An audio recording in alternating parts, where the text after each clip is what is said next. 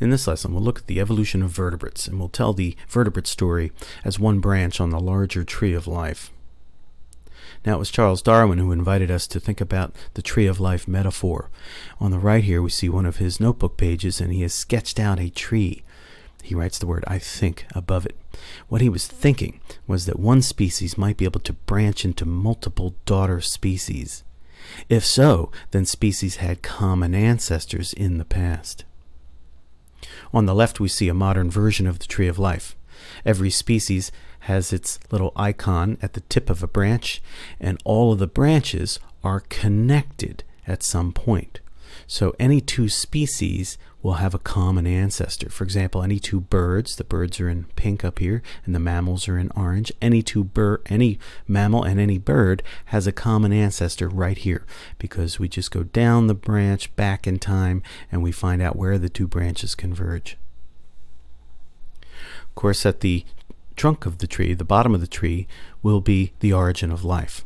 And scientists argue that life emerged from chemistry that happened before. That's an amazing story. So here we have the Earth 4.5 billion years ago, no life on this planet. Today we have millions of species of living things. And the idea is that hundreds of millions of years of chemistry produced lots of interesting molecules that assembled into the first living thing, a cell. And in the last 4 billion years, those early cells evolved into the millions of species that we see today. NASA defines life as a self-sustaining chemical system capable of Darwinian evolution, and cells are the smallest units of life. Now, early then in the history of life, it was bacteria, the simplest kinds of cells.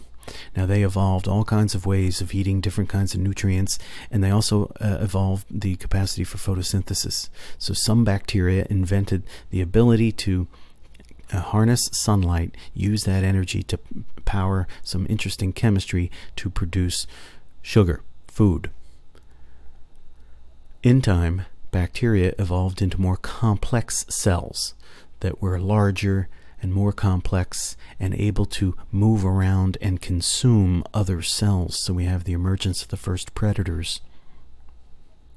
So for the first 2.5 billion years on Earth, life existed as single-celled organisms, bacteria and larger, more complex single-celled organisms. But not long after that, cells began to stick together, and this happened multiple times independently. Multi-celled organisms began to emerge. One of those groups would be the plants. Another group, fungi. And then, of course, the animals. Now, we're going to break up the animals into vertebrates and invertebrates. And you can just see by the amount of space on the diagram, this diagram is biased to show the vertebrates.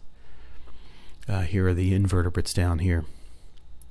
But the idea is going to be that vertebrates can trace their ancestry back to animals that existed prior to the first vertebrates, so they were by definition then not vertebrates.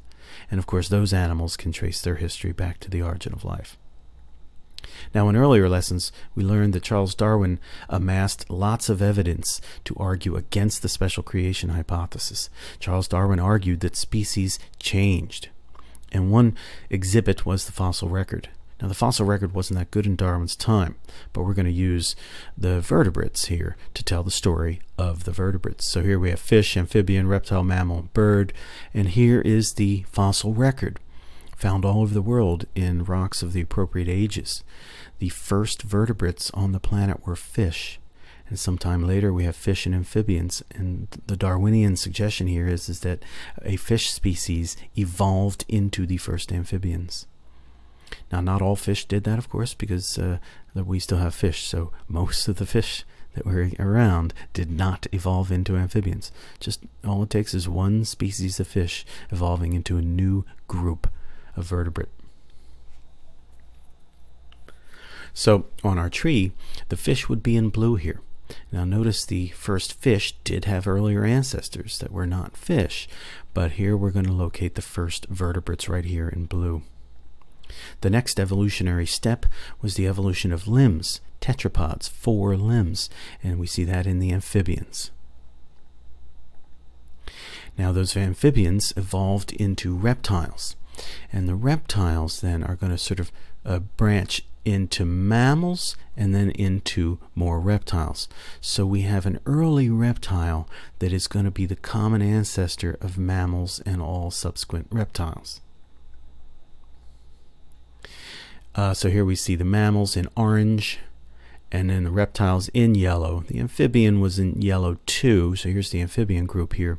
But so they're kind of using yellow to characterize the amphibians and the reptiles.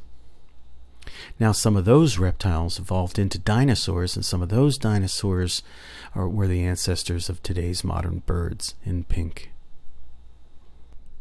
Now in the next lesson we're going to use this diagram to describe this vertebrate evolution as one where vertebrates were expanding into new environments, and as they did so they evolved sets of adaptations characteristic of the new group they were evolving into.